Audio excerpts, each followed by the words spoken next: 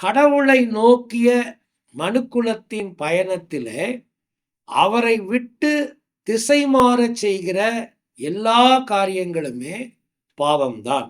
பாவம் தண்டனைக்குரியது.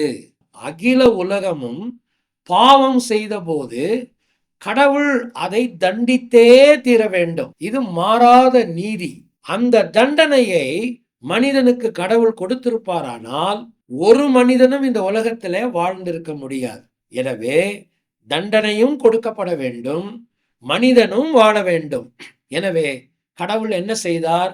மனிதனுக்கு செலுத்தப்பட வேண்டிய தண்டனையை தன்மேல் ஏற்றுக்கொண்டு மனிதனாக வந்து அந்த ஆக்கினையை அவர் ஏற்றுக்கொண்டு மனிதன் அனுபவிக்க வேண்டிய எல்லா ஆக்கினைகளை அவர் அனுபவித்து பரிசுத்தமான கடவுள் அவனுக்கு ஒரு தீர்வை கொண்டு வந்தார்.